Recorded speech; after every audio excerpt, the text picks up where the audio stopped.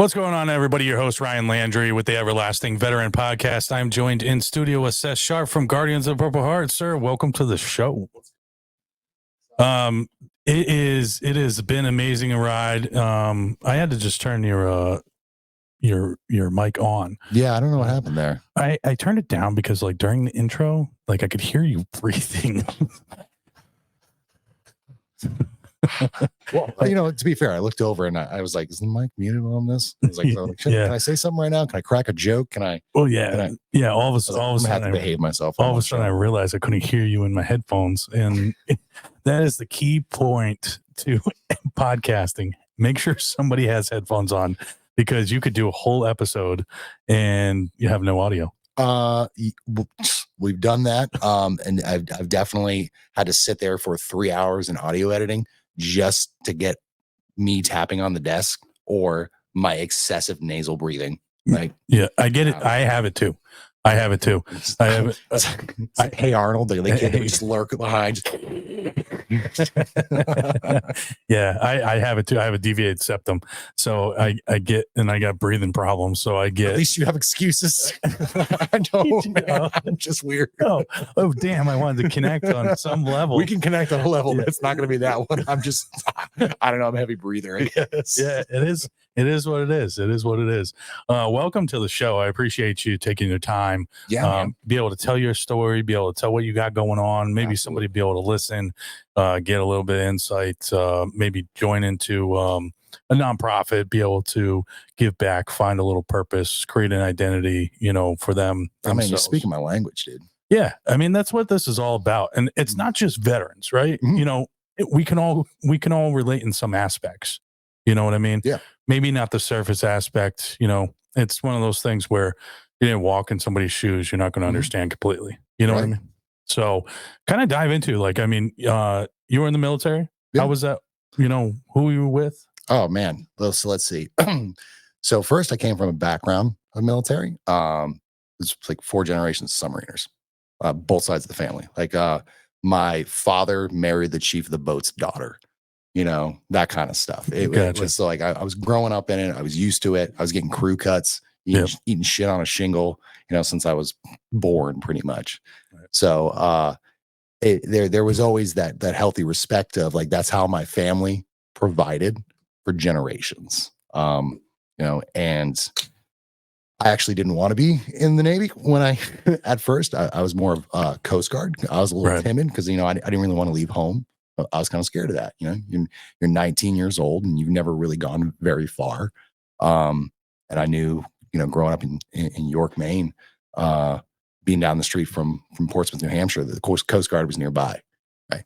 Walked into their office. They laughed at me because I didn't graduate high school. I had a GED. So, but the Navy guy was like, hey, man, we don't care. I was like, all right, go with the stupid people. Let's go. They're mine. And so I decided to join. And it was my stepdad that really pushed it. Because my wife and I were going to have a baby, and he said, I don't want you to break yourself the way I had to, just to provide. Right. To be 50 years old and your body's just destroyed, and you can't even run around with your kids or your grandkids. Like, you don't want that. And he was in the Navy as well, as a HT, a hull tech on aircraft carriers. Seen and did all kinds of stuff. Some fantastic things, some rough stuff, like with the Iranian hostage crisis. But it really pushed me to do it. And so I decided to join, and I was going to be a hull tech. And then he said, don't do it. Because I guess the time they split the rate up, into DC men and hull techs. So the first thing that got passed to me was submarines. I was like, oh shit, Yeah. And they were like, well, what do you think about machinist mate? That is literally what my entire family has been for generations. And I was like, I'm not pushing turds. Like, I got to do something different. So I decided to join the submarine electronic and communications field, and then eventually slated for a radioman, and realized that was probably the best choice I ever could have made. Nice. It was a journey. It was a little shy of 11 years. I hit that shit or get off the pot moment, and I decided to get off the pot, which was really hard. Well, we can go into that for sure. So I joined submarines, and it was a really, really eye-opening experience. Especially the older I get, the more I reflect upon everything I learned. And I realized that the Navy did exactly what I was told it was going to do, and it made a man out of me. Right. Yeah, because I mean, I joined it, and man, I'm not gonna lie, like, I was a little bit of a little turd biscuit, when I hit the boat for the first time. I was like, you guys picking on me, and you're yelling at me because I'm not qualifying fast enough, but this is hard. Bullshit. No, Yeah. I had an awakening moment, I think, when I realized to myself that I kind of wasn't hacking it. I was ready to tap out of submarines, and I was writing a letter to my wife, being like, I don't want to do this anymore. I'm ready to go surface. And so I imagined myself for a second, and if at the time my wife and like 1-year-old daughter were to follow me around as like a specter throughout the ship for just one day, just for 24 hours, would they be proud of me? My answer, without a doubt, was no. They would not have. And then I just changed right there. I just to become a better sailor, a better man, a better person, and slowly work more and more from there. And that's when the journey like really started. That's when I started to learn the most, not just about my job, but about life, about leadership, about self-improvement. Right. Yeah, it was radical, and I got to see the world, which is extraordinarily humbling. And it makes you really appreciate what you have. More specifically for me as an American, Yeah. what I have here and how great it is. I'm very patriotic. Yeah. And that doesn't just stem from my time in the service, but from my family as well. Yeah. Yeah. And I can relate to that. I mean, we were just talking before this, like having my, grandfather's U.S. Navy cap up next to my beret. Yeah, it's awesome. World War II, Vietnam, Korean War, served in all of them, 23 years in the Navy. Come to find out later on down the road, he was like boots on ground, in Korea. And behind enemy lines, he was treated for malnutrition, and like they couldn't get supplies to them. We learned this like after he was already gone. You say this after I just told my story about I was just being a pansy. It's like, wow, now definitely know I was. Well, that's I mean, insane. that generation, like It was a different world. I mean, we can't compare what we're going through right now to what they were going through. No. And the world and how things were and stuff like that. It's a completely different motion picture in which we're living right now. Completely. And we pay homage and pay respect, to where we've come from, because that was the building blocks for us. Absolutely. You know what I'm saying? And for me, like, my grandfather served, my dad was in the Army, my stepdad was Army, it was first Marines, actually, then like apparently got bored and went Army Special Forces, eventually it was Special Forces, as one does. You just so I mean, I was Army. I wasn't Special Forces. I'm a ninja. That's a different story. The training that took place to become a ninja is quite intense. Yeah. Lots of throwing star practice. Yeah, a lot. Yeah. That's what's up. Yeah. Cutting watermelons, karate in the garage type of thing. Meditating under waterfalls and fighting bears in forests and shit. Yes. That's awesome. Yep. And how'd you know? I put in a blue to green package at one point. I don't know. But yeah, so I mean, my time in service, like obviously, like you and many other veterans, myself included, we take a lot of pride in this country and where we've come from. The push to get us here, serving our country, being an American, being a patriot, service member, a veteran, whatever. We take a lot of pride in it, because it's not easy work all the time. No, but the meaning behind and the purposeful driven mission, at hand when you're serving. And now like we're finding it in a different light when we get out. Right. Is kind of just life sending us in a different direction, doing the same thing. Right. And you guys have it with Guardians of Purple Heart. I have a little bit with Everlasting Veteran and other organizations too, but you don't have to have an organization. You don't have to be a part of an organization. No. Just be a good human being. Yeah. Right. And I talked to Doug about this, right? Being a good Yeah, human Doug being. Capazzi. Yeah, I could have corrected you, but I loved hearing you butcher his name. I did 'Cause I it. know it's going to frustrate the shit out of him. Well, I did it when I introduced him on the episode that I did with him. So it's whatever. Like Capazzi, I don't know, it's Italian. Scusi, bappa poopy. Ferrari. Sorry, Peter, you're not Italian. You're making your mother cry. Yeah. It happens. It is what it is. Like, even though he told me how to pronounce it, like I started the episode and I pronounced it wrong. Yeah, well, stop making up fake last names. Well, you can look mine up in the dictionary. I'm just saying. Well, it serves him right? I made Yeah. up a fake last name for him, and he thinks dinosaurs don't exist or never existed. Yeah, right? I don't know. I can't fix him. So I love him. So we can pronounce his name wrong all the time, right? He also has a bachelor's degree in science and doesn't believe science is real either. Yeah, he's a flat earther. Yeah. So I was like, you're just going to tear up your degree then? Yeah. Yeah. Yeah. It's just, I have a bachelor's degree in blank. Hard knocks. Bullshit. Life. The school's of hard knocks. The school's of hard knocks. Well, I mean, the thing is, back when we were younger, obviously, like, the big thing was college. That's the only way you're going to succeed in life. Mm-hmm. Not necessarily all the time. Not always. Right. I think it's important to also teach that, like, you can still do good things. Yeah. And build things with your hands. Right. You can go work in the trade, because I come from a trades family. All right. Like, that's I grew up on the job site. Right. So it's everyone was veterans, and then drywallers, painters, carpenters, electricians. Like these are the guys that I grew up with, and they're the ones that I respected. Yeah. Yeah, I think that education is important. I think that the college has a special role in certain aspects, and if it's just not for you, then it's just not for you. Yeah. But it doesn't determine your trajectory in life. No, obviously. I mean, I'm where I am right now, and I never thought I'd honestly be there. Yeah. It's wild. Yeah. But I mean, you talked about it before, of like that self-reflection of like, okay, now I need to take like extreme ownership of what I have. Yes, right? There's that word. Extreme ownership. Right? Words. Yeah. We do them sometimes. Yeah. It's more than one word. Yeah. Plural. S. I don't know. You can put them together if you yeah. want. Extreme ownership. Just say it really fast. Really fast. But it is true that, having extreme ownership, and I mean, Jocko Willink really hammers it home with his stuff. Yeah. And like I explained to Doug, and he kind of took a little offense to it. Like, I have a podcast.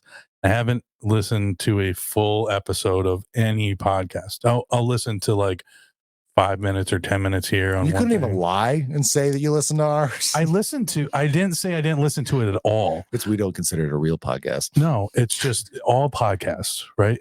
Yeah. Even my own episodes, right? Is that a thing? Like audiobooks, not a thing for you? It's like, you're more of a visual guy? I don't know. It's a combination of both. And I think right now it's a time management thing, right? Because I'm doing all the editing, I'm booking all the stuff. Well, to be fair, all right, do you think that like a dishwasher or a mechanic, the last thing they want to do when they come home is wash dishes or fix somebody else's car?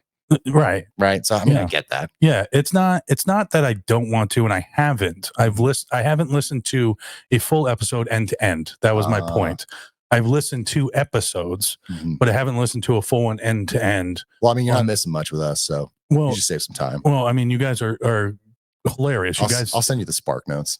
Well, I mean, some of the episodes of the back and forth, between you guys is hilarious.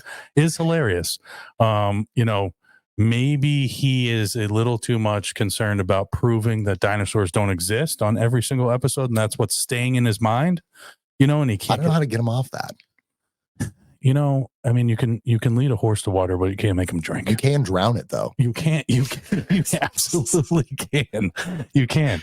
But I mean, when it's time to bring him out to pasture, it's time. Well, you know what? If I needed anybody to argue like the most ridiculous point in the world and never quit, it's gonna be Doug. Yeah. The sheer tenacity. just, and the audacity. Yeah. Tenacity, audacity. Yeah, all of that. Audacity. all the we're smithing all the words. All today. the dacities. Oh, you have some serious dacity. Yeah, you're being dassy today. Super dassy. I think we just created like a new thing. You're being super dassy right now. Being super dassy. I'm putting that on a t-shirt. Do it. Turn it into a short. Man. That's what's up. But yeah, I mean, I tried to explain to him that it's more of a time thing, you know, like I don't have an hour, right? So like I record for an hour and a half. Yeah. I edit, right? And, you know, I have other stuff. I have a full-time job. Yeah. Do you work from home, or you like have an office, or so like how much time are you spending in a car? Because that's where I do most of my podcast stuff. Well, I have been policing for going on 11 years now, so I'm in a car all the time. All right. I feel like you're supposed to be listening to more important things while you're doing that. But I'm not listening to that. I'm listening to the radio, and I have stuff to do and go around. So I don't have the time. Thank you for that. In the 8 hours to like maybe put it on the radio. But other than that, like if I have a call, obviously I got to get out. Yeah, right? 22, maybe right after this episode. No. Yeah. That's not a thing. You can't do that.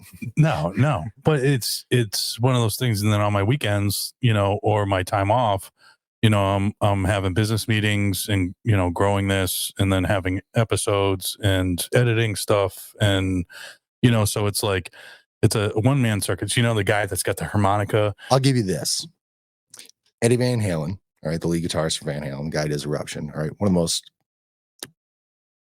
profound guitarists in rock and roll history. Never listened to music. He would drive his truck in silence. The man's still great at his job. Yeah, still does his thing. Yeah, nobody hates him for that. So yeah, you know, do your thing, man. You do you, boo boo. Don't worry. Hey, I got you back. Hey, I kind of take that as a little compliment that you compared me to Van Halen. Eddie Van Halen. There you go, man. Just saying. Right? You spend all that brain capacity on the thing that's most important for you. Yeah. I do find joy in having peace and quiet, like by myself. Yes. Right. Because I'm able to like decompress the day. I'm able to kind of get in a creative mindset. There's times that, you know, I'll sit down here, I'll sit outside when the weather's warm, and, you know, or I'll strum on the guitar. Yeah, I'm not amazing by any means, so please don't ask me to play. No, I know a couple songs. Play Hey There, Delilah for me. Stare at me in the eyes while you're doing it. I will have to learn that. Next episode, I will play that for you. Hey there, Seth. What's it like over 3 miles away from your house? But I do enjoy that reflection period where it's me, myself, and I. That's my only selfish moment. You know, I have to take in, it could be 30 seconds, it could be 20 minutes, you know, but I find it very important to find that time once in a while. Yeah. I mean, if you live in an active lifestyle like we are, where, you know, we have jobs, we have our families, we have our occupation that requires a lot of our attention. You're answering to someone else or for someone else constantly, right? All day long. And to have that reprieve of just a moment to just not do that. Yeah. Just be like, nah, don't ask. Like, I know I'm getting super stressed when my wife's like, would you like to go out to dinner? And I just can't answer. Like, my brain's like loading. And I'm like, all right, now I know I'm getting too busy. I need to take a break, because I don't even want to answer that question, because my brain can't figure it out. I'm like, I don't know, decide for me. I'll just come along. I don't care either way. Yeah. And I do the same thing, even with like, you know, Everlasting Veteran, you know, in like the podcasting and the business side to it and everything else. I have to take a break from this as well. Right. Because like when I'm in season recording, right, it's like, it's a nonstop thing, you know, but taking those short breaks during the season, you know, to self-reflect on, you know, what I'm doing right now in the moment, where I've come from and where I want to go, you know, and process things and kind of set up a strategic plan moving forward each kind of step of the way, right? And on the daily, weekly, monthly time period, right, allows me to kind of reflect of like, okay, am I doing it right the way I thought I was doing. Yeah, you got to take those moments and review upon what you were doing. Yeah. Right? Just make sure, like, what I do to follow the track that I wanted, and did it veer? Right. And if it veered, why? Yeah. You know, what did I do there? Right. Being reflective is important. And I feel like the older we get in life, the more we are reflective of, you know, not just overall of our life, like not some just serious midlife crisis shit, right? You know, because that hits hard. But you know, just kind of thinking about, you know, okay, like for me, I got 35 years behind me. You know, as far, it's not a whole lot to some people, but it's a lot to me. You know, 35 years, I did a lot of shit. Right. You know, well, let's reflect upon it. Right. And how can I use that for going forward, you know, into the future, especially if you want to leave a lasting legacy. You know, that's super important for me. Legacy is one of the most important things in my life. Well, and it's one of those comparisons, and I've talked about this before, is like success, right? A lot of people, one, they chase the dollar, right? But success can be measured not just in a monetary amount, right? And I value the success aspect of growth, of knowledge, of growing as a human, right? And being a better human, being the best version of yourself for you first, and then whoever else you can around you, right? Because if, you know, and I learned this myself, and this is why I talk about it, and that's why I try to be as genuine as possible, especially on here in every aspect in what I do, because I want to try to, you know, put out what I've learned, right? And if you are in the mindset, and there's some people that do great work, right? But I have talked to some people, and I've been in that position as well at one point or another. You get so focused on helping others that you don't end up helping yourself, right? Guilty for that one. We all are in some aspects, right? And that's where it's important to be able to take that time, right, and have that selfish time for self-improvement, right? Because if we don't take that time, then we're only 60% for somebody else, you know. Then it becomes 20% for somebody else, and we're burning the candle at both ends, right? And then, I mean, at points I was chopping the candle into pieces and handing them out to people. Yeah, like it got rough. Yeah, I mean, it however you want to break it down metaphorically, it's true. Like mentally, physically, it's exhausting. Yeah, man, I'm recovering from a freaking ulcer right now. Oh, like it can get like that. Oh, yeah. You got to manage that stuff. Yeah, the stress. You know, I went through a deep kind of like health journey the last, you know, 2 years, 3 years. The last year of it's been, you know, VA appointments and really learning what's going on with my body. Physically. You're starting to grow hair in certain places. These are normal. Okay. We can talk about this. The doctor didn't even want to tell me that. Yeah. Really? Yeah. I'm just going to tell you just dinosaurs don't exist either. What kind of crazy doctor are you going to? No, I don't know. If you start feeling feelings, let me know. One that doesn't believe in dinosaurs, apparently. Or science, probably. You know what? It was Doug. Oh, there's your problem. That's why. Mistakes were made. Yeah, mistakes were made. Doug, we love you, man. Yeah. But it's one of those things where, like, I took a deep dive, and it's not just learning the physical aspects of what's going on with me to be able to improve myself, you know, my health-wise, you know. You know, I suck at breathing. I realize that now. Yeah. Well, this is the first talking point. Yeah, this is our first talking point. You know, but it's one of those things, like it's an essential part to staying alive. Contrary to popular belief, I am not a plant. Photosynthesis does not apply.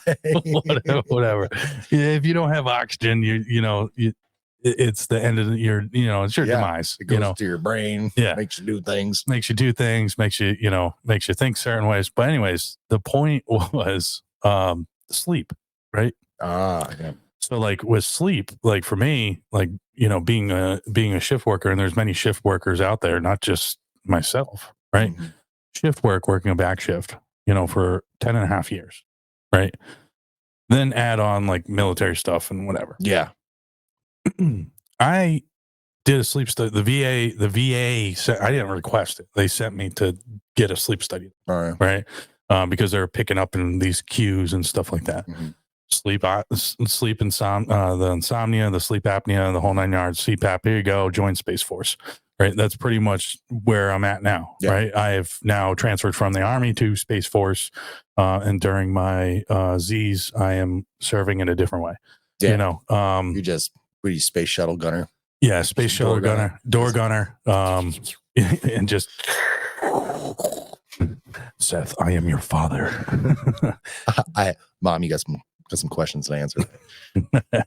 But it is important, right? Because it affects how we interact with people. It affects our mood. Mhm. You know, it affects our daily activities. Mhm. You know, and getting not just uh, a amount of sleep, but adequate. You know, everybody's is different, right? Yeah. Maybe 5 hours is good for somebody. Somebody needs 9. You know, Yeah, like I'm a 5-hour kind of guy. it is. I might need more. I honestly don't know, but I'm operable, Yeah. you know? And that's the thing is like I didn't realize how bad like my sleep apnea was Mhm. and how bad of sleep I was getting. Right. And then when I focused on that, and you know, obviously I'm focused on the other stuff, but that's like the rudimentary thing of like good sleep, quality sleep. And before up and to that point, like when I did the sleep study, it was the first time that I had a dream, like got into REM sleep Wow. in about 11 years. Shit, man. Right. And, you know, I like, so they told me, Mr. Landry, we will only come wake you up. You know, if you have severe sleep apnea, it's on the weekend. We don't have to wake the doctor up. Mm. You know, open the door. That's how I remember it because I was kind of in and out of sleep. Yeah. You know, and You he's just like, pull SWAT raid while you're the sleeping. SWAT raid, throws the mask on. Flashbang through the window. He already hooked up to all these machines looking like, you know, out a hitman. Yeah. You're already looking like Avatar, hooked up to all these machines. I'm not floating in a basin of water or whatever. But you know, it comes in and the room he's in, obviously their lights are on. So I just see this silhouette of a man coming towards me and just going, Mr. Landry, we need to put the mask on. And I'm like, what 1960s sci-fi horror did you live in? But that's what I was thinking, like as it was happening, and I'm like, okay. He could have totally been like trying to like, you know, Just put me out of my misery right there. Yeah, you know. So he puts it on, and it was the first time in like 11 years, maybe a little bit longer, that I actually got like a deep, good quality sleep. And I don't even remember how long it was from he put it on to when he woke me up again and said, hey, it's time to leave, get out. Right. But during that time, like I woke up and I was like, oh my God. Like I'm not sleep like you did before you had kids. Yeah. You know? Like I'm not 100%, you know, but I have more energy than I ever had in the last decade. Right. And, you know, then fast forward, you know, you go down, you get your machine, you know, and they say, thank you for joining Space Force, you know, and they hand you your mask and they fit your mask and, you know, they get your helmet and everything else ready to go. Just kidding. You don't get a helmet. How cool would it be though? Is I want to be a cosmonaut. Instead of actually getting like, you know, your normal CPAP thing, what if you actually got like a flight helmet that had the mask? That's what's up. I want to sleep like Maverick. Right. That's where my brain was. My first goal was just to have a race car bed and a CB radio to talk to other race car beds. Now that's my goal. It's a noble calling to join the armed forces and defend our freedoms. It's a testament to the determination and love freedom requires to care for your family while your spouse is deployed. It's a profound honor to uphold the legacy of those who have made the ultimate sacrifice. It's inspiring to choose to support veteran-owned businesses. It's rewarding to give of your time and resources to veteran service organizations. Together, we can lift our veterans and show them our heartfelt gratitude. They've given us so much. Let's give back with all the support and appreciation they deserve. So you have a race car bed currently? No, it's hard to choose some of my goals. Oh, I can't convince the wife about a race car bed. Oh, yeah. 3 o'clock in the morning, having a conversation with somebody on your CB radio while she's trying to sleep. Ryan, you up?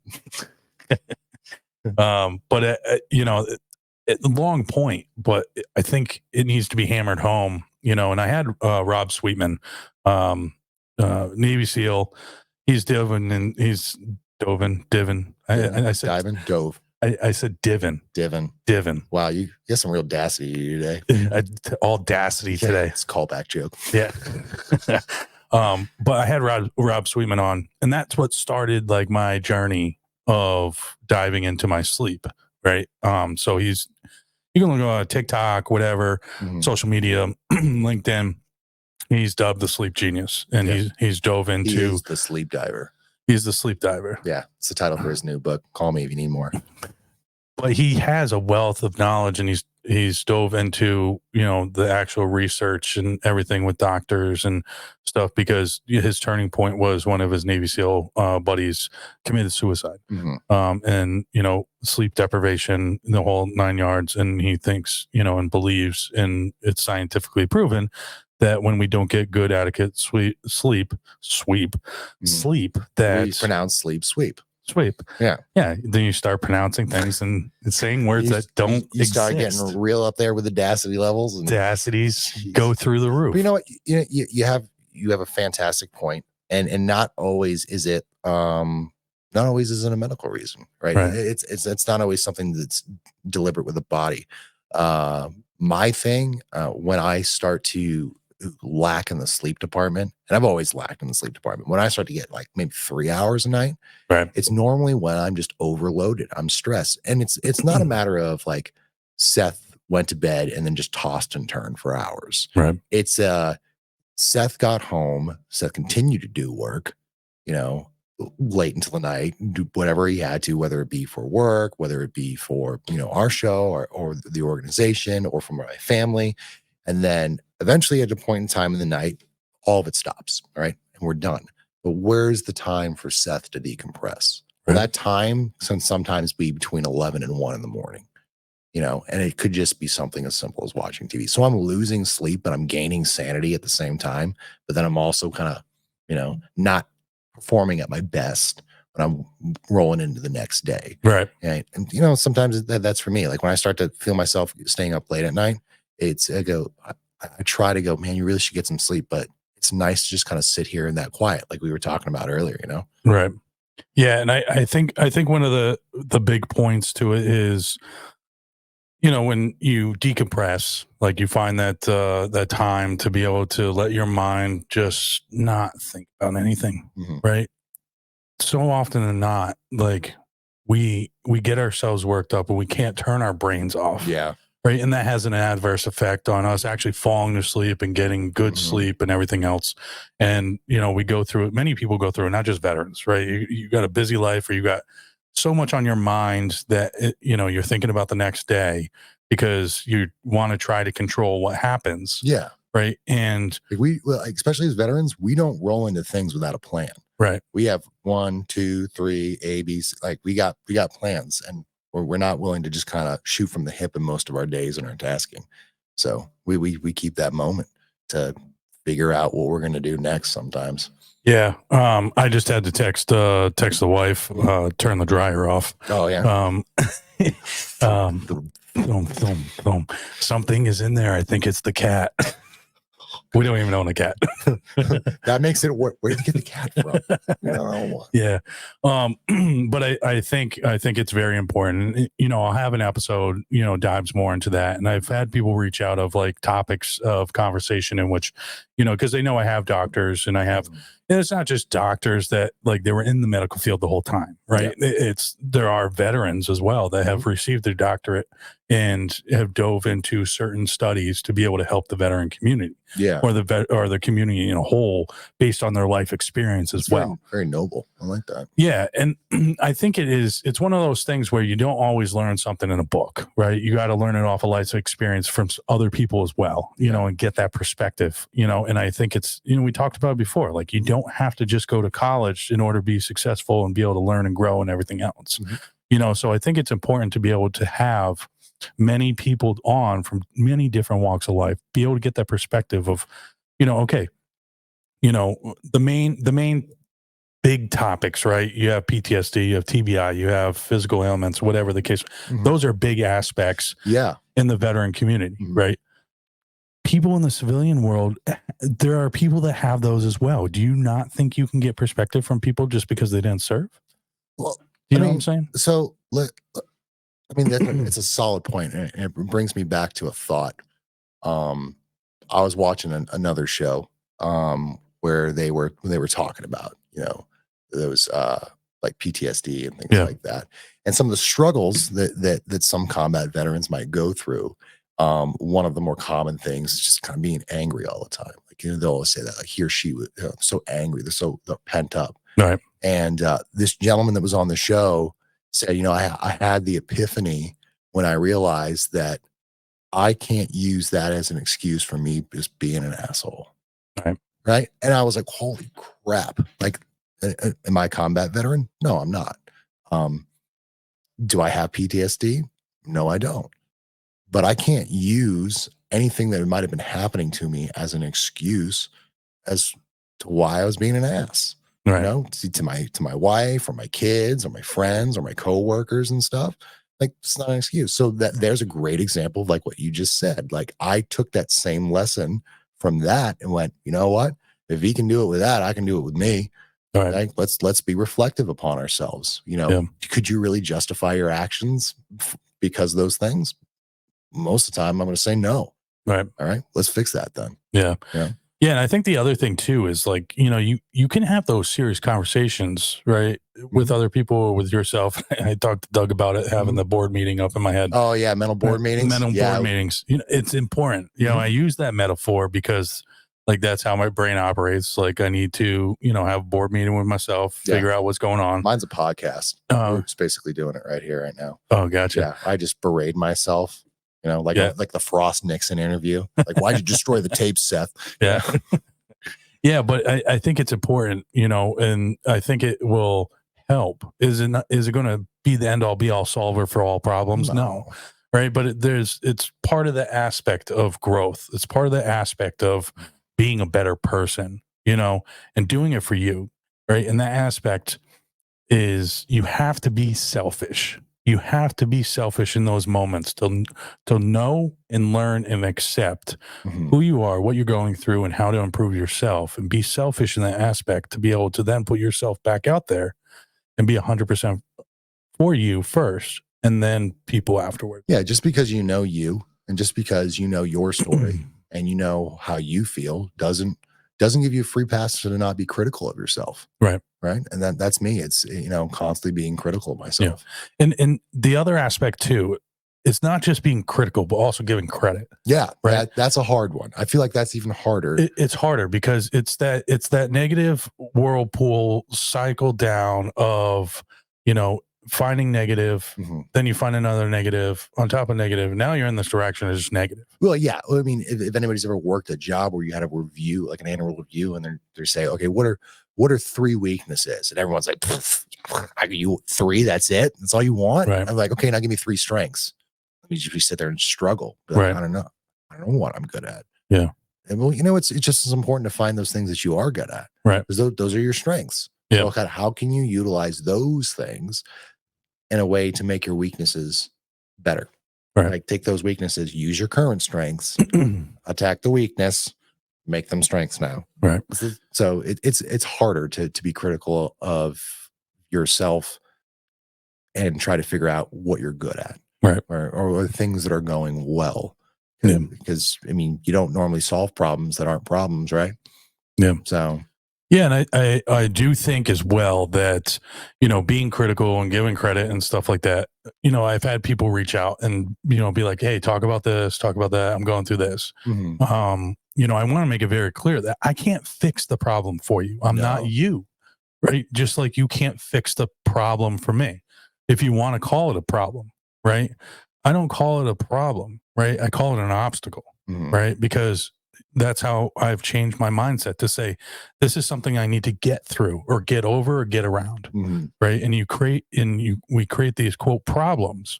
Right. And if we change our mindset into being, these are obstacles, right? I can go, it's like, what was it? Sesame Street, over, under, and through. Yep. Over, under, and through. Over, under, and through. That's also OSHA's standard for guarding machinery. That's weird. I know. I just realized that. Why would that trigger into your podcast told you to tell you that? Probably. Yeah. Also, I work in manufacturing. So. Oh, okay. Gotcha. But it's true. Like you treat whatever a hand, you know, you want to call it a problem, but have the mindset that it's an obstacle. You can get over, around, over, you know, through it, whatever. Yep. Right. Phase through it. Pick one. Yeah. Pick one of them. However you get there. The point is, however you get there, right? And this is a deep life conversation, right? You and I may get to this, X point, right? But the journey getting there might be different. Yep. Right. That's the whole point of it. Yeah. Right. And, people have used that analogy before of, we can get to the same place, but my journey to get there and your journey may be different. Is it wrong? No, because the journey I took, I learned X amount along the way. That's why perspective from other people is so important. Yeah. Think of it as training, right? Not everybody needs the same level of training. Right. Some people need a little bit longer of a journey. Right. Yeah. And I think that's what's important. Hey, what do you call a doctor that graduated last in his class, right? Yeah. Doctor. So if it took you a little bit longer to get there, you got there, man. Yeah, you got there. Now, I mean, do they do, just as great a job as the next one? Maybe not. Maybe they do. Maybe they do a better job, right? Maybe they're just not book smart like that, right? And that's a whole aspect of are you meeting your own expectations? Right. All right. Yeah. Right. Fails, meets, or exceeds. Pick which one you want, man. Yeah. And you can't have success, right, without failing and learning and everything else, because that's when you have to be reflective. Right. If you don't reflect on your failures, then you will never get past those. Well, the other point too is you have to accept and know, right, that you're going to fail. Yeah. Right. There's going to be failures. Right. And so often than not, and it's happened to me in the past before, and it may happen in the future, not right very this moment as we're speaking, but there may be failures where I go, I just can't do this. Yeah. Right. But then I have that self-reflection. I do my Control-Delete method that, I picked up along the way. I didn't make it up. Right. Somebody else came up with that. With the Control-Delete. Control-Delete. Yeah. Control myself, alter my mindset, delete the negativity. Oh, I thought you were making a joke. That's actually pretty clever. Yeah. I like that. Yeah. So I use that method. Right. And I talk about it all the time because I think it's important. I've used it for myself. And if somebody else can use it, right, and adapt it into their life. Yeah. And it's a positive outcome of the direction you want to go or want to be, then it's a win-win. Don't let your failures go to waste, man. Yeah. Don't let them be for nothing. Yeah. That's ultimately is, don't let it be for nothing. Don't let it just be a bad thing that happened. Let it a bad thing that happened that made something good happen afterwards. Right. Let that be the cost of something good. Right. And I kind of dumb it down, like when you're going through kind of building a podcast, buying equipment, whatever the case may be. Yeah. They're like, unless you have like an extreme budget right out the gate, right? Most podcasts you start with your laptop, maybe a little mic, maybe some headphones, whatever. Campbell's soup can and a string tied to your computer modem. If you don't know how it works. Yeah. Send it through, Windows 95 and it's Minesweeper. But along the way, even like when you go and buy stuff, like if you even do the research, sometimes there's stuff that's not compatible with others and you wasted money and you're still in the spot you need something. Yeah. So now you got all this extra equipment just laying over there that you really can't use for anything. Yeah. We've been there. Yeah. We've had those moments. Yeah. There's no actually equipment over here. He's just staring into space, having a bored conversation with himself. Yeah. There is nothing actually over there. I'm staring at a wall right now. Yeah. But, but the point is, those, you can treat them as like failures. You kind of failed a little bit. You didn't do your research. You didn't look up what you need, stuff like that. We've all been there. Yeah. Right. And it's not just with podcasting, right? It's with anything. Like you think it's going to work. And maybe I could come in a little bit more prepared for this one. Yeah. Do more, you're going to have to be quicker than that, Yeah. And it's one of those things, with anything that you apply it into is, okay, it's like customer referrals, right? Of product or business, service, whatever. You're gonna reach out to people and be, oh yeah, I use this. It works phenomenal. And you get a lot of times get that source of information from somebody else. Yeah. You know what I mean? Because they've already went through it. It's the same concept. I mean, I did that with you, right? With your scheduling program that you use. I like that. Yeah. I'm gonna make me one of those. Yeah. And it works. It works great because now I can kind of take my brain off of like the back and forth. These are my available dates. Yeah. Throw yourself on the calendar. Yeah. Add a questionnaire in there, to give you a little bit of information before they come on the show. And you can learn from other people's mistakes as well. Right. And that's why it's important to share them. Yeah. Like I like to be open and honest about some of my mistakes, some of them are more personal, and I Right. save those for the personal people. Yep. But like talked about on the show, like, I got to the boat the first like 3 months, I was a shitbag. I was a horrible sailor. Yeah. And I had that honest question with myself. So I like to share that with people in hopes that, what, maybe you can try that Right. and see if that helps you. Yeah. I'm like, I'm okay with sharing it, because if it makes you better, it made me better. And it makes me better to remember it too. That it'd be like, I did this. I wasn't performing the way I wanted to perform. I wasn't who I wanted to be. Right. I was super reflective about it, and I started the clear path to where I am now. And each day I'm a little bit more happier with who I am. Yeah.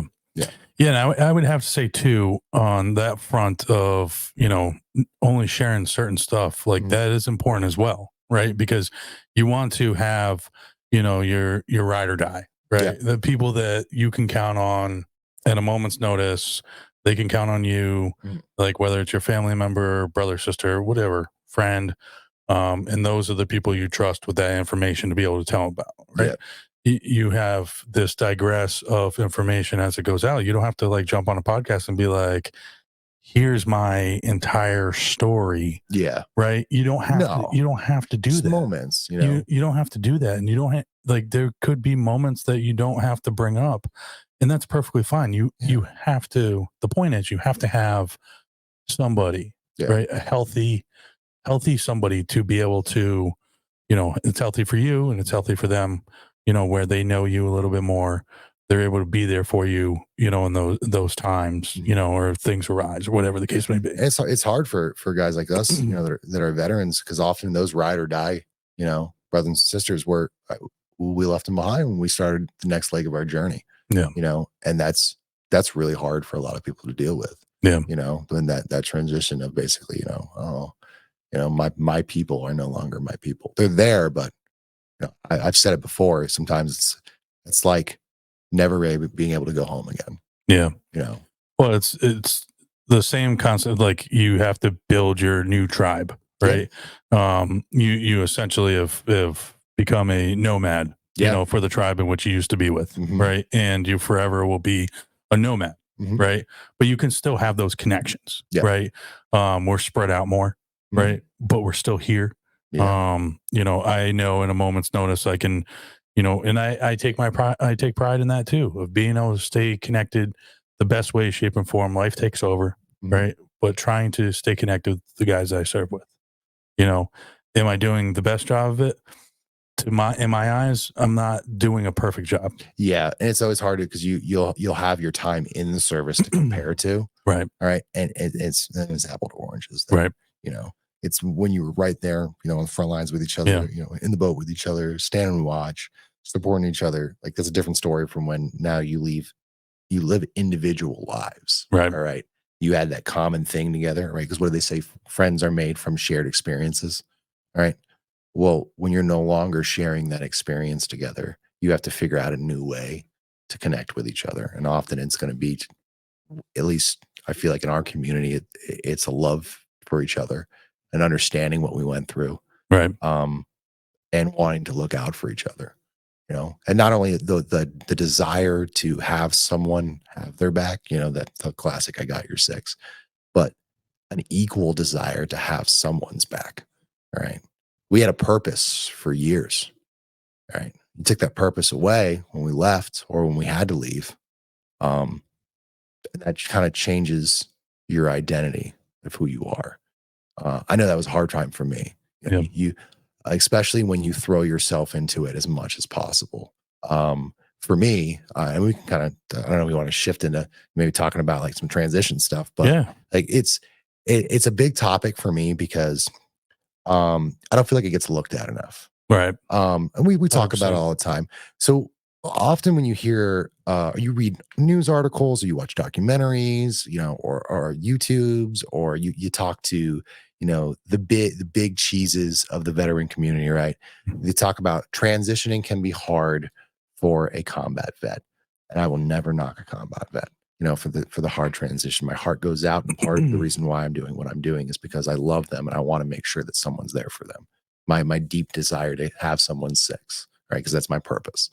But for the people that may not have gone through that, but everything they were was being in the military. Like for me, not graduating high school, all right, and not doing so hot when it came to my life beforehand, and kind of just making a series of bad decisions.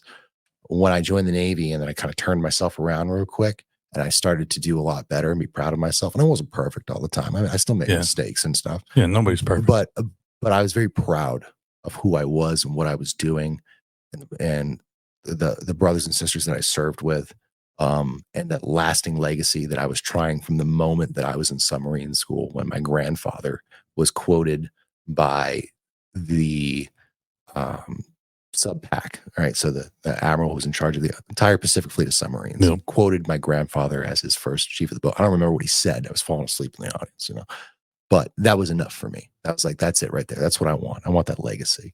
So I wrapped myself into, what am I going to leave behind? And that was who I was. And so when I left, I didn't know who I was anymore.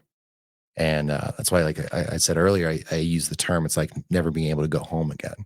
Right. And for the first year, right, I would drive home, all right, and go out of my way just to go drive by the base and just look at it, just look, and just be sad that I can't go in there anymore. Right. I wonder, did I make the right choice? I'm here. I'm with my family. I'm spending more time with my children. This is fantastic. This is wonderful. I get to grow a beard. I'm digging it, right? And I'm doing well in my job. And but it still wasn't the same, And so we don't talk about that with people just getting out. Right. It's how much did you devote yourself to being that, and suddenly you're not, right? If you told a UFC fighter you couldn't fight anymore, or a race car driver that can't race anymore, or Michael Jordan, he could never play basketball again when he was at the top of his game, that would destroy them. Right. All right. So when you make that choice to leave and put a priority over your family, like I did, which still to this very day is the best decision I could have made for me and my family, it is hard to deal with. Right. And nobody quite understands that. So we don't talk about that stuff enough. We don't talk about how I don't know how to talk to my colleagues in a manner that won't piss them off, or to be brutally honest, or I don't understand why people can't think the way I think. Why is this so hard for you? And you get angry at them. Right. Right. And you there's this level of resentment of, why is it difficult for you to be so organized? Why is it difficult for you to not be as efficient as possible? And then you have to get angry with yourself of, why am I angry with my wife right now? Because she took a left turn instead of going straight, because if she went straight, it would have shaved off 30 seconds, from the drive that we were doing. Right. But it gets like that sometimes. You threw everything you had into that. Yep. And then you left it behind, and now you're not it. What do you do? Who's there to understand that? Yeah. We don't talk about that enough. No. And people breeze past it with, you got to find new identity. You got to find new purpose, but they don't talk about how. How do I do that? How do you get there? How do I deal with just the day-to-day stuff? I mean, we got the jokes of like, how does a veteran say, I appreciate your idea, and we'll take it into consideration. When we were in the Navy, it was like, shut the hell up, Johnson, you're a friggin' idiot, Right, yeah. And that was acceptable. All right. So we'll joke about that stuff, but how do I don't know, how do I perceive the world around me in a different manner? Yeah. Here's a really difficult one for me. I had a hard one with this, is that, so I come into my first big boy job, as I like to call it, as a civilian, right? In a leadership role, it's a bunch of people. And I come in there, all right, ready to go, hit the ground running, being like, I'm going to turn every single one of these people into the greatest versions of themselves possible, because that's what we did when we were in the service, right? Right. It's hard. It's drilled into us. It's ingrained into our DNA to not only better ourselves, but the individuals that we are responsible for. Make them better than who we are. Yeah. So, and if you're like me, you love doing that. It's such a passion. I would love it when my guys would start to be successful, and I would just feel so good. I'm like, great. I'm leaving that legacy that I wanted to leave.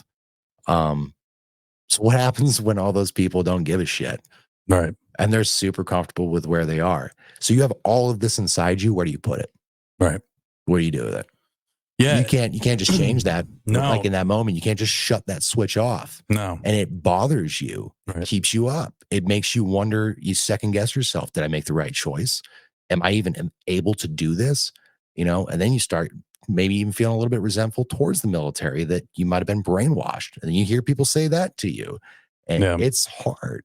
I think as far as part of the aspect to that is we get so used to the high level of leadership skills in which we're taught, in which we're given as well for the great leaders in which we had above us. Mhm. Right. We're so used to that atmosphere, that culture, that climate of, we build upon each other, and we're so used to that. That's the camaraderie, right? That's the definition of camaraderie. Absolutely. You know what I mean? Mhm. People talk about, the brotherhood, camaraderie. Well, what is it? That's what it is. Yeah, that was my brother making sure I did everything possible to do right by him and him to do right by me, and for us to better each other and ourselves. Right.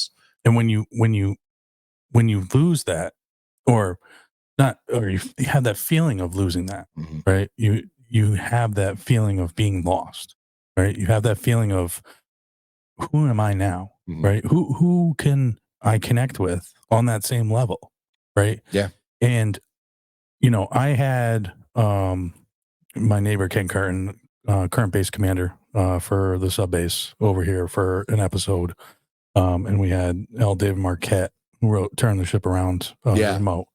And Ken's been in his entire life, right? He started when he was like 18, right? And he's the commander. He was enlisted first, went officer. I think he's been in like 40 years. Right? 40. That's very uncommon. Yeah. 30, maybe 40. I think it's 40 plus actually. If you're an officer, they're gonna let you do I think that. it's 40 plus, right? So anyways, you got him, currently serving. You got, retired commander, wrote a book, talked about his experience of turning the ship around, and that's what the title of the book is too. Yep. We talked about this. We talked about that high level of leadership that you have in the military. We expect it getting out.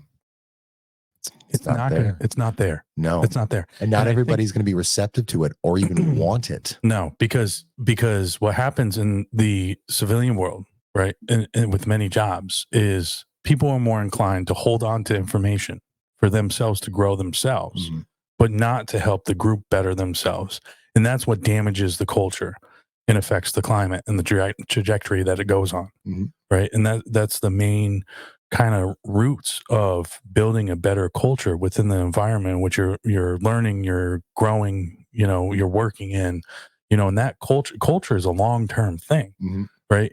Having an adverse effect on culture in a positive direction is a long-lasting effect on an organization, a group of people, a community, and the climate in which, is within that community, that group of the organization, the climate in which the tone that you set, right? Either as the leaders, everybody can affect the climate. Yeah. But it's more of a short-term thing, right? The culture is what's going to drive the group, an organization into a better direction. Yeah. And it's longer lasting. And it's hard to take all those skills you learned and those leadership techniques and those worldviews and transplant it into a culture that you might not know much about. Right. That's like they say, like, oh, you need to reintegrate into civilian life. Man, I joined when I was like 19 years old. I never integrated in the first place. I was a kid. Right. I don't know what it's like out here. I didn't. You know how? Let's put it this way. First time I ever got a bonus in the civilian world, I was shocked. All right. The fact that I found out they got pay raises annually, I was blown away. I didn't understand that. I was like, I just assumed I just got to get to the next position, right? Gain the next rank. That's what I do, know. And it's just completely shocking. Like you can't tell me to reintegrate when I was never part of it in the first place. I was a kid, when I came in here. It's it's I can go on it for hours, but it's one thing that I'd like to see people to at least talk about more. Yeah. And with each other too, and understand that it's okay, man. It's rough. And sometimes that's why it's important to find those people and kind of wean yourself off of it. For me, that was joining the Guardians of the Purple Heart, man. I was struggling. It was rough. I mean, I come home, I hadn't even thrown my uniforms out yet. Been out for like 2 years. All right. I'd be in tears. Like, I don't want to do this anymore. Like, I don't want to go to work. I don't want to do this job. And I don't want to go home either and Right. suffer the embarrassment that I hate what I do. And then I had, my best friend, Nick Ransom, who's the president. I think he's vice president at the time, but president now of the Connecticut chapter for Guardians of Purple Heart. Said, "Hey, buddy, how about you come out to our recipient dinner?" Okay. And I was like, "Sure, buddy, man. I could just use some hanging out time, with you, because I was just working constantly." So I go out there, and man, his ass puts me to work. And I'm sweating over a friggin' grill that's the fires of hell, on a hot day, grilling for like 100 people, making sure this thing goes off the best I can. And I don't really know anybody there, but man, I feel good because I got a purpose again. And I'm around some people that I can just feel that similarity between us. And I got to witness a beautiful thing. I got to witness a brother who had gone through some serious stuff while he was overseas get shown a tremendous amount of love, to the point of tears. And it took a lot to keep me, from bawling myself. But I was like, that's it. All right, I'm in. What do you want me to do? It's a noble calling to join the armed forces and defend our freedoms. It's a testament to the determination and love freedom requires to care for your family while your spouse is deployed. It's a profound honor to uphold the legacy of those who have made the ultimate sacrifice. It's inspiring to choose to support veteran-owned businesses. It's rewarding to give of your time and resources to veteran service organizations. Together, we can lift our veterans and show them our heartfelt gratitude. They've given us so much. Let's give back with all the support and appreciation they deserve. I was like, take me, please. This is what I want. This is what I need. You gave me a purpose. Let's do this. Yeah. I'm 100% on board. Yep. And that's why I always say is that these organizations serve the people that are in them as much as it serves the people that they are for. Right. I am a guardian for me and for them. Yep. Right. And that's what's important, because for me, it's like, maybe I just need to wean myself off a little bit and kind of dip my toes into being something that's not just Sailor Seth. That's not, Navy Seth that's hard charging, or at least trying to be, and, and getting shit done.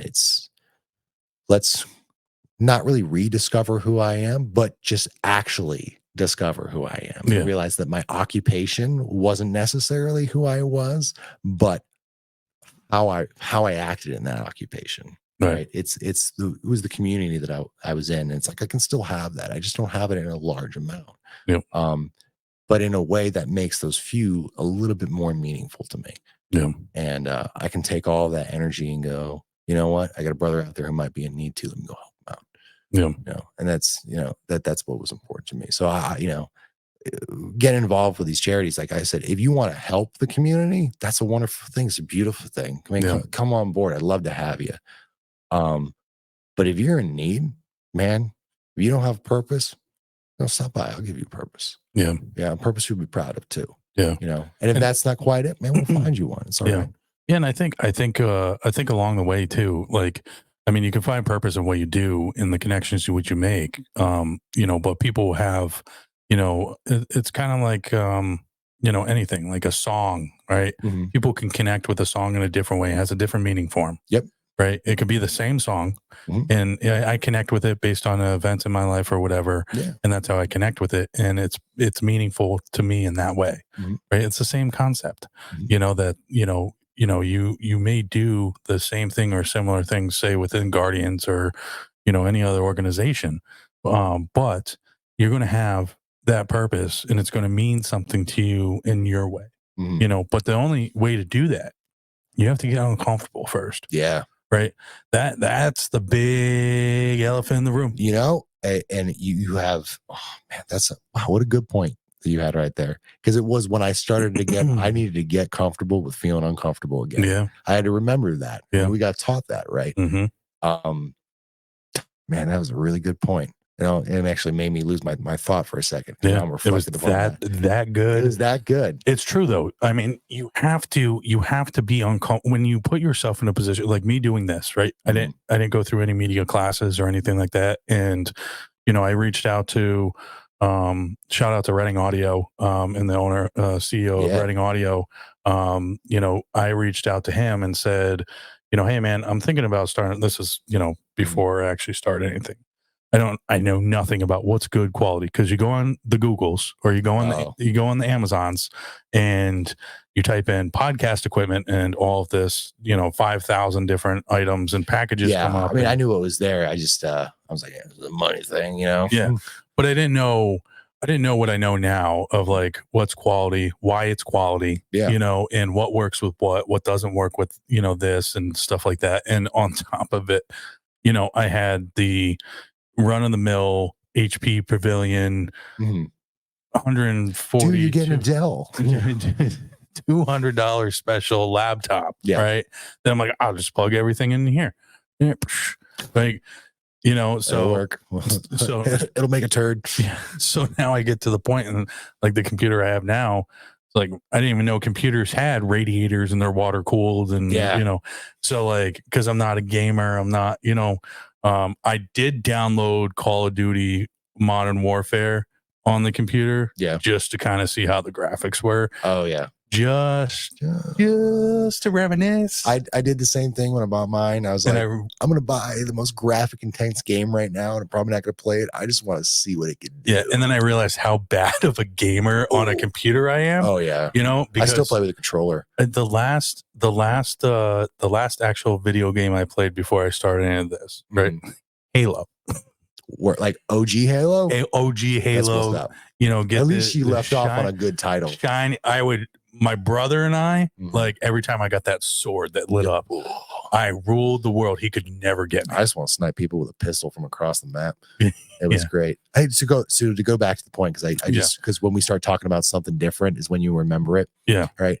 For me, it was it's what was the service for you. Right. And I actually came to this realization after I got out of the service. Before the Navy, I was a failure in my eyes. Not my family's or anything. In my eyes, I was a failure. In the Navy, I wasn't a failure. All right. I had proven in the world that I wasn't useful, or like completely useless. All right. That I could actually do something. When I left, now what am I? Am I still useful? Right. Right. And so I tried to take the usefulness that I had while I was in and apply it the same way when I was out. Right. And so then that ties into what you said, right? Get uncomfortable or comfortable with being uncomfortable, like go to that place. And it started to get better when I started to do that. It was where I would, you know, sometimes I would just talk to my boss and be like, I don't understand this. Like, and it would be like, I don't know, how do I deal with this person? How do I look at it in this way? You know, stopping myself and then managing my expectations. You know, it's not like it was when you were in the service. Like there isn't a clear line to your success, and it's just how hard you friggin' grind. Right. It can be a little more nuanced out here. Yeah. And so that was me. It can get rough. Yeah. It can get rough. Yeah. And you know, with that, you know, being comfortable, getting uncomfortable, right?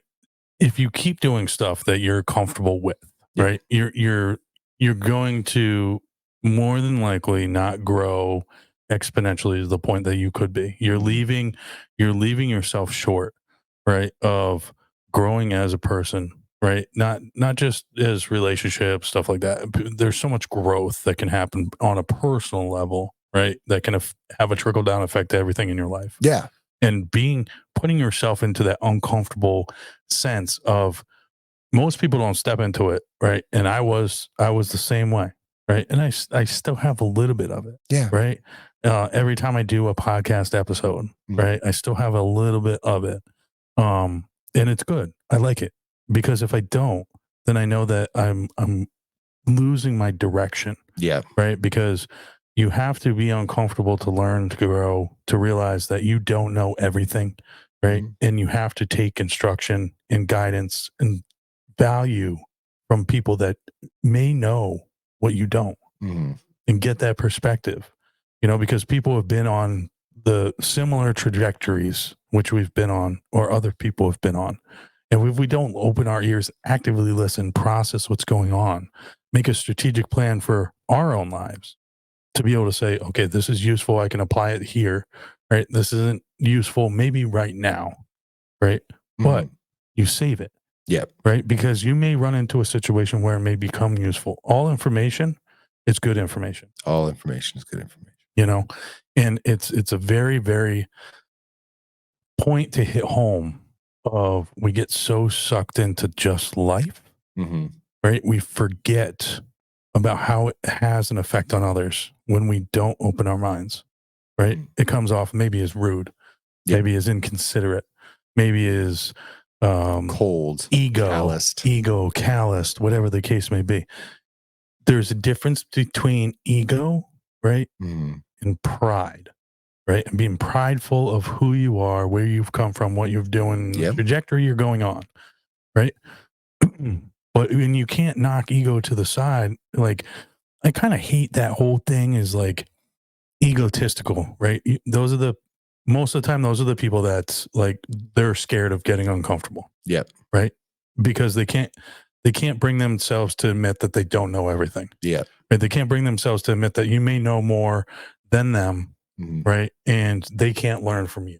Yeah. Right. And that's the biggest thing with that is, if you get yourself into that corner, right, you have to check yourself, right, and be like, yeah, I can't do this. I can't do this. That one's always been a hard one for me to understand, and some people, just because I don't know, I've always been appreciative of any source of knowledge that's for myself. So you're better at something than me.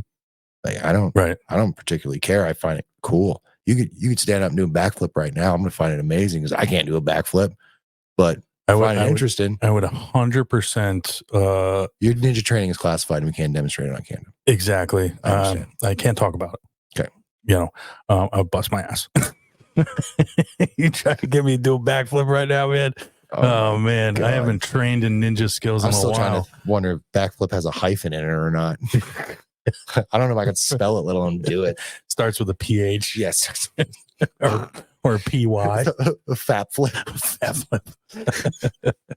Yeah. I mean, it is one of those things. It's not talked enough about.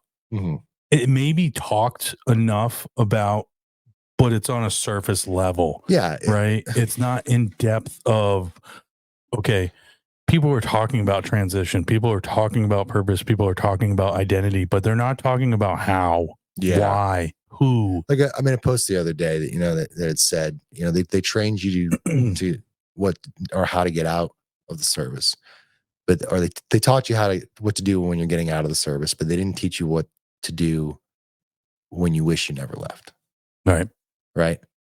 And I mean, there's sometimes I just miss it, man. I mean, even to this day, I still have my uniforms. Yeah. Like I said, there were days where all I wanted to do was put my uniform on and go back to work. Like, that was my place. I just found a new place out here. Yeah. I found amongst community guys like you. I spent more time with my family. I started doing all kinds of stuff and just being like, you know what, I can reinvent myself. And then suddenly the idea of reinventing myself becomes fascinating. Right. It's like, okay, let's get a little uncomfortable. Let's try it. What's the worst thing you can do? They can take your birthday from you. Like, fuck off. Like, who gives a shit, man? Go have some fun. Yeah. Well, they did that during COVID. Said don't blow out the candles, right? Yeah. Don't take my damn birthday away. Yeah. It's true, though. I mean, a lot of us hold on to the past because that is our highest points of achievement sometimes, or it's a higher point achievement, but it was. Yeah, I'm the veteran equivalent of I peaked in high school. But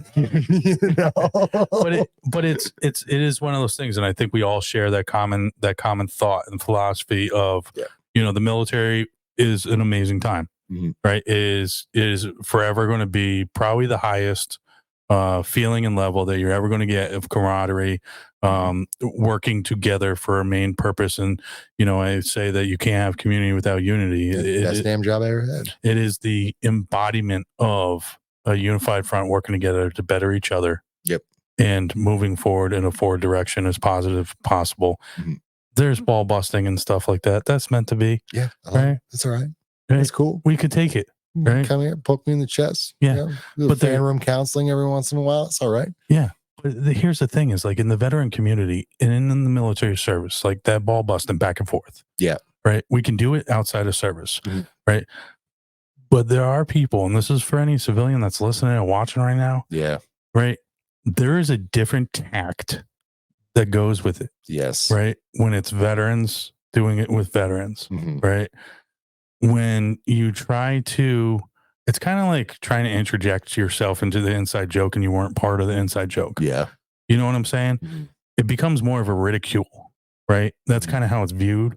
You know, the veteran kind of views it like that. Yeah, It's a yeah. ridicule, right? Because it's like you haven't like experienced that. You don't actually know what I'm talking about. Do you even know what you're talking about? Yeah. You know, and it comes off abrasive. Yeah. Sometimes I think. Yeah. Sometimes I like to remember the fact that, you know, they don't know.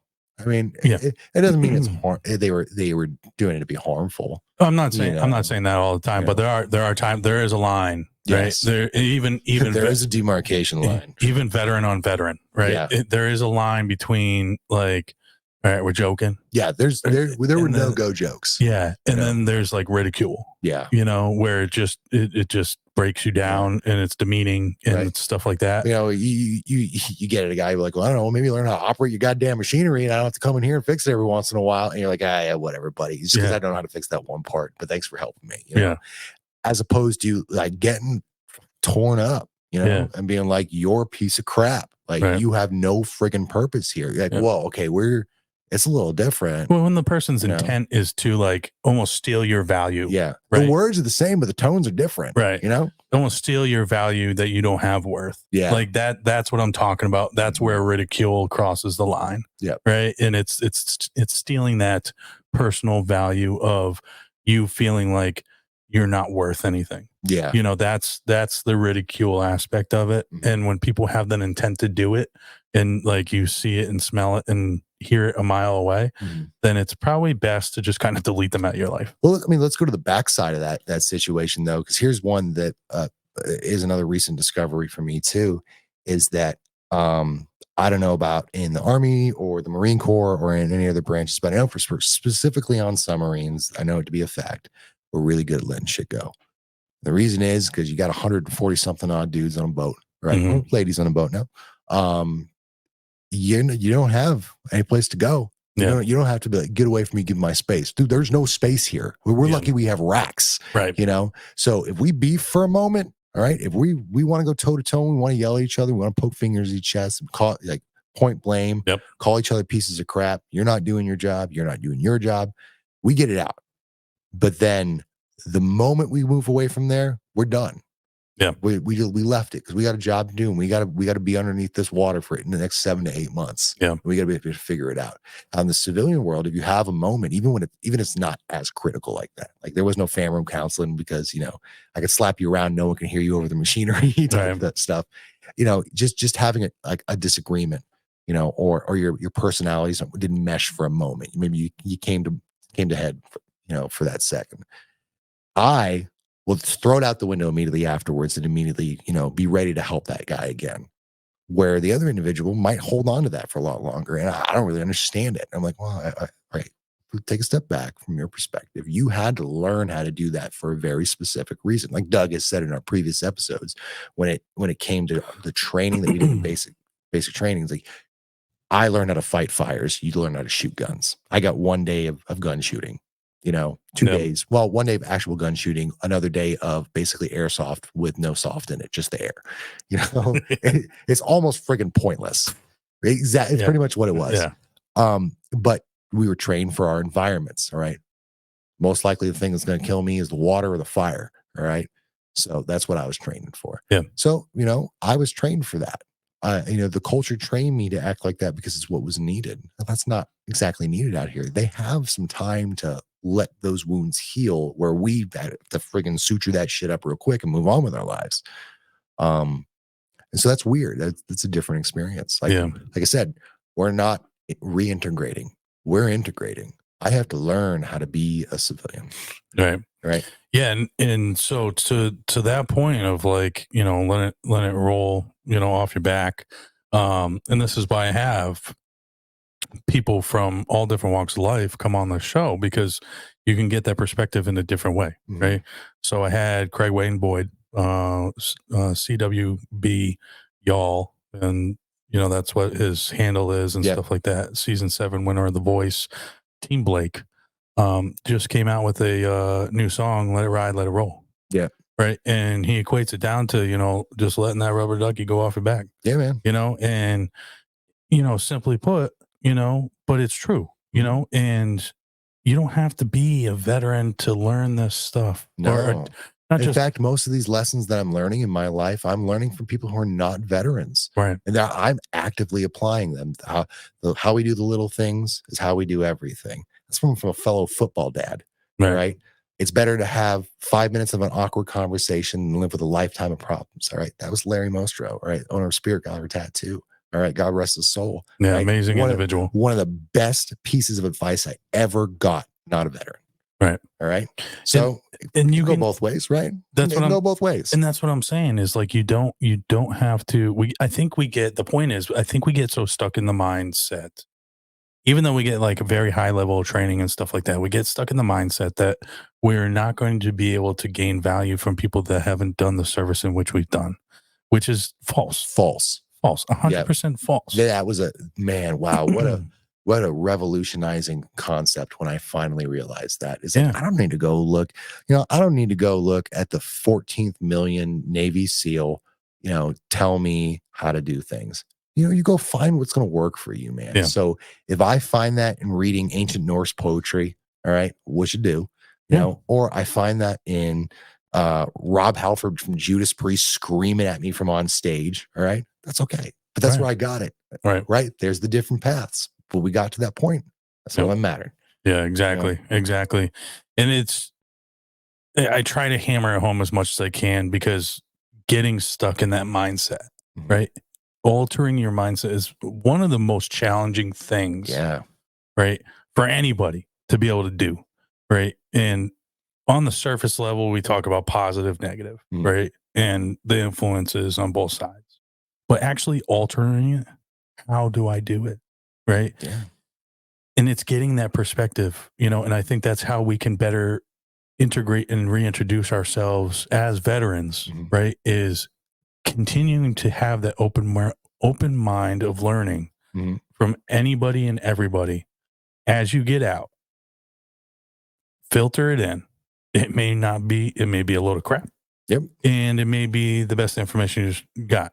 Or take action and move. In that load of crap, right? You may have found one little thing that applied to what you've already done, but that person. We learn just as much from, like we always say, we used to learn just as much from our poor leaders as we do from our good ones. Right. Because you take a little bit from everybody and you make it your own. That's how we create our new identity. The Navy used to say to the chiefs, I never made chief, but I had a lot of friends that were, and I love to pull them for wisdom, because I collect wisdom. I lost where I was going with that.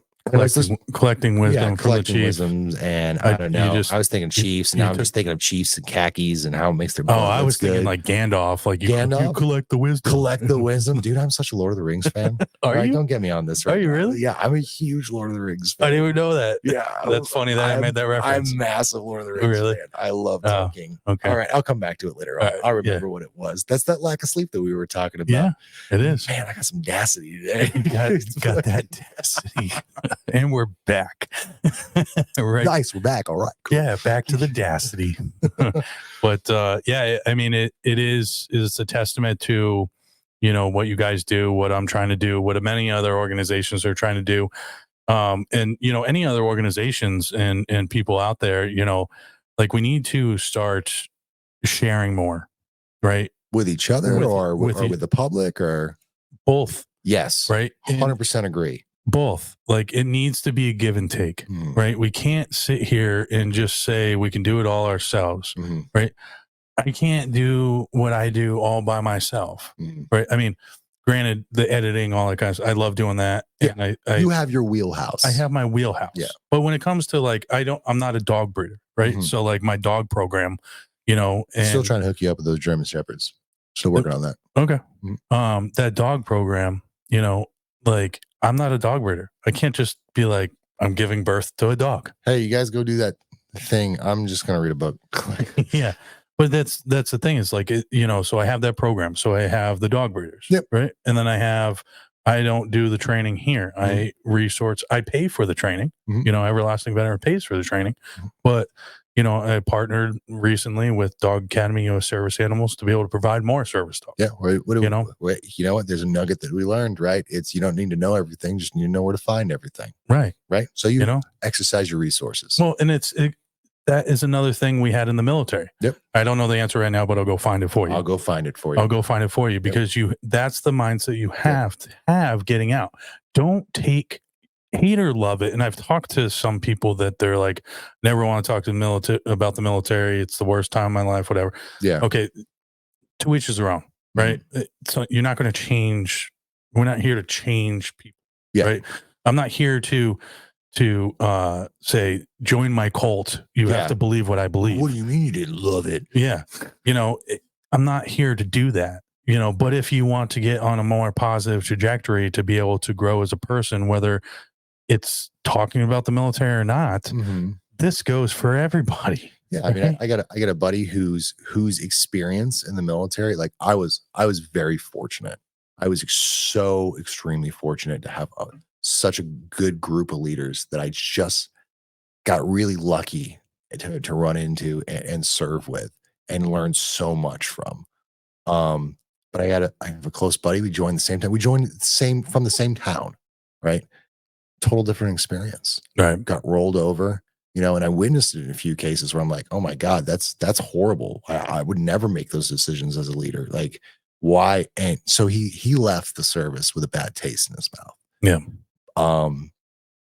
But I've been slowly bringing him back in to be like, hey man, even though you had a bad time, like we still love you. Like you still fought the same fight that we did. All right. And in the end, like the war will come and go, the time and service will come and go. But you're gonna have some people that love you, you know, and want to hang out with you and want to make sure you're okay and take care of you. And we're bringing him into that fold right now. And his mind is blown. He's like, oh, apparently I knew what I was missing now. Yeah. You know, it's okay if you didn't like it, but we liked you. Like, come on, man. And one of those like short clips, because sometimes I get knowledge from or perspective and stuff from like a short clip or whatever. And I believe it was Morgan Freeman, and he's sitting around the table with like Matthew McConaughey and a couple other like very well known people. Yeah. You know, and he's saying, you know, you're at your highest times, you're winning these awards and everything else, and this too shall pass. Mm-hmm. Right. And you're at your worst and things aren't going your way. And, you know, you're getting a divorce, you're have money troubles. You know, people aren't connecting with you the same way. You're not introducing yourself into the civilian world. You know, he didn't say this, but I equate it to this. You're going through this stuff. This too shall pass. Yeah. Right.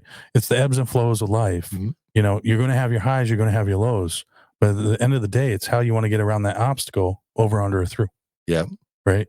Over, under, through. Over, under, and through. Hey, you had to make an adjustment when you went in. Yeah. So you have to make an adjustment when you went into this. Yeah. Right. And you have those breakdowns, you know, and the simplicity, and we joke about it with like Sesame Street and stuff. And, you know, but if you break down the concept of like the teachings, right, it is in practical uses, a child, an adult, whatever.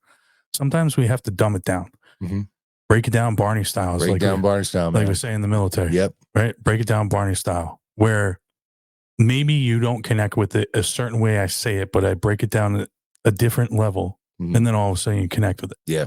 Right. Sometimes we're not always operating mentally here. Sometimes we just need that, like, just let it freaking go. Yeah. Right. And just break it down as what it is, no complexity to it and stuff like that. And I think it's very important to remember those teachings from the military, carrying them into the civilian world, right? But have that open mind, like I said, to be able to break it down Barney style. Right. The open mind is. And I was just thinking about this while we're here. We can use this as a new saying, right? We always say, you know, when we join the military, And when we got out of the military, so we'll talk about myself. We just said this in the last 30 minutes. Oh no, man, when I got out of the military, I struggled. All right. How about when I got into civilian life? When I joined civilian life? All right. Because when you joined the military, that shit wasn't anything. You didn't know what you were doing. You had to learn the lingo. You had to learn the way of thinking. You had to drink the Kool-Aid. You had to put on the uniform. You had to change the way you act, the way you talk, the way you speak. Don't walk on the grass. Swing your arms in the appropriate manner. All that stuff. So you always say you got in, you got out. What'd you do in the civilian world? You didn't just kick the bucket and now you're just a zombie walking around. I got into being a civilian. So I have to learn how to do that too. Yeah. I learned how to be if I can learn how to be a sailor, I can learn how to be not a sailor. Right. And the onus responsibility, like we talked about, the extreme ownership. Yep. Right. We have to, all of us. We're guilty of it sometimes. Maybe all the time. Yeah. Right. We have to stop placing blame on others. Yeah. Right. The biggest thing is that extreme ownership. Mm-hmm. Right. You can't blame somebody or something. I'm responsible for my own actions that you can't control. Mm-hmm. Right. If you can't control it, you can't control how somebody is acting. Oh my God. I remember one time when I was in, I was having such a stressful time. I think probably one of the most stressful moments in my entire life. I was going through a lot.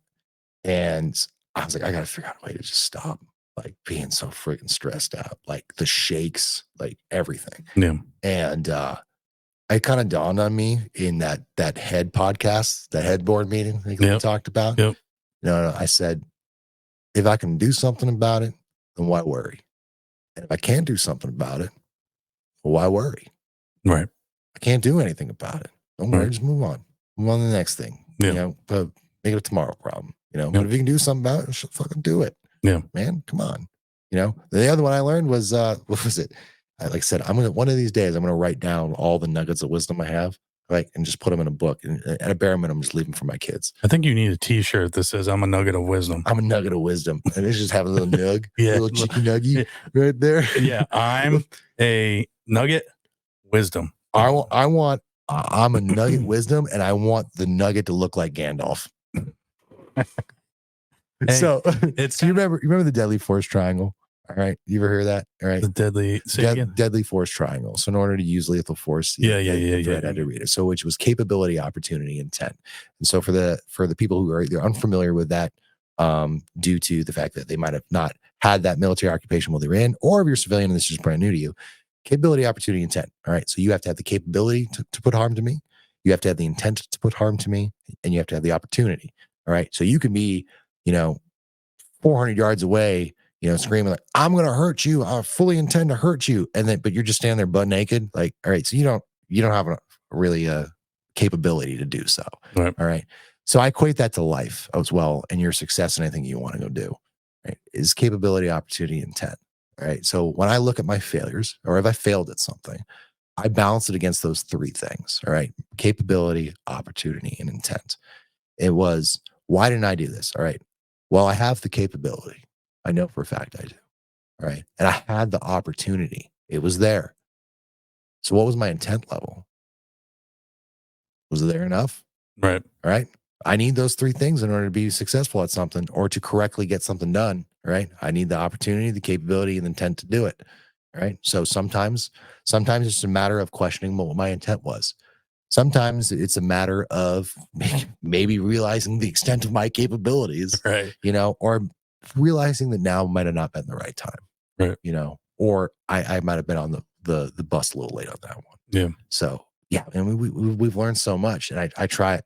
One of the things I wanted to do when I got out was bring what I learned to the civilian world, and I think that everything I've also done was kind of in a wishy-washy to try to work with that. But then starting with this community and on platforms like this, so we can share that kind of stuff. Right. I wanted that legacy. I wanted to leave something behind. The things that we build don't last forever, but people do. Right. Right. I always say to guys, I want to make you immortal. Yeah. And I think with that capability, opportunity, intent, right, in that moment for what that is, right, can you then change directions and go, okay, I'm capable of doing this. I'll get here eventually, but I have I'm capable. I have the intent to then accomplish this. Yep. And I create the opportunity. Yep. Right.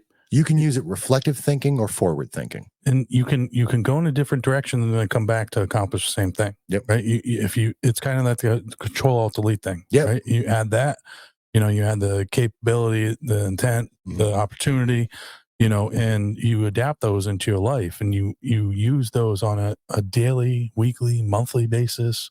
And you can only grow stronger. How many subscribers do you have, or how many listeners do you have?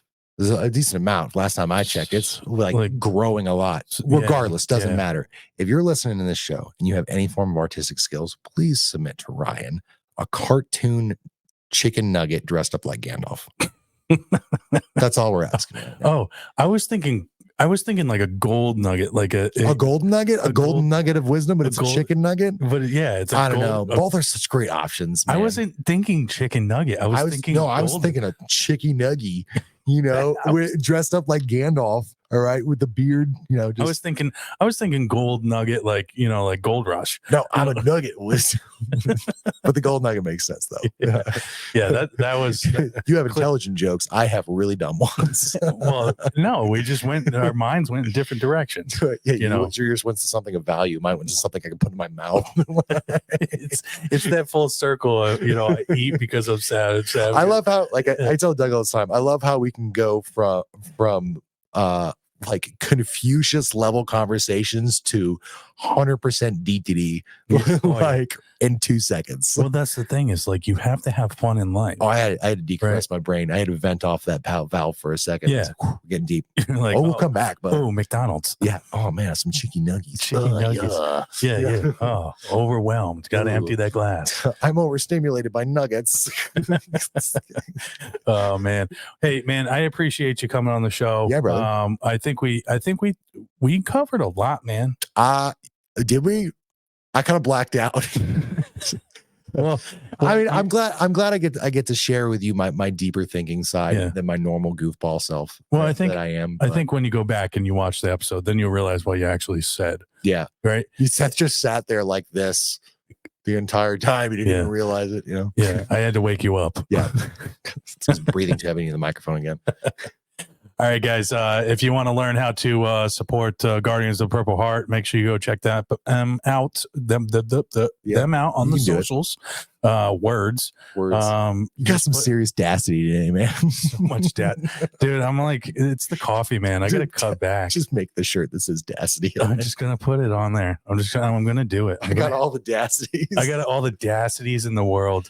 Go check them out, Guardians of the Purple Heart. If you want to learn how you can support Everlasting Veteran and our future service dog mission, go to everlastingveteran.com. Make sure you go to our Facebook, Instagram, Twitter, and YouTube. Like, subscribe, comment down below, as my daughter would say. Comment down. You got to do one of these things. Comment down below. I learned from her. That's what I have to say. Hey, click the link in the video right there. Yeah. I don't know if that's actually working or not, but I'm going to give it a shot. Yeah. I'm going to have to put a link over here now. No, I'll put it on the opposite side. It's more funny. I'm going to put it on that side now. I appreciate everybody for listening. Thank you, Seth, for coming in studio from Guardians of Purple Heart. And I'm Ryan Landry, your host of the Everlasting Veteran Podcast.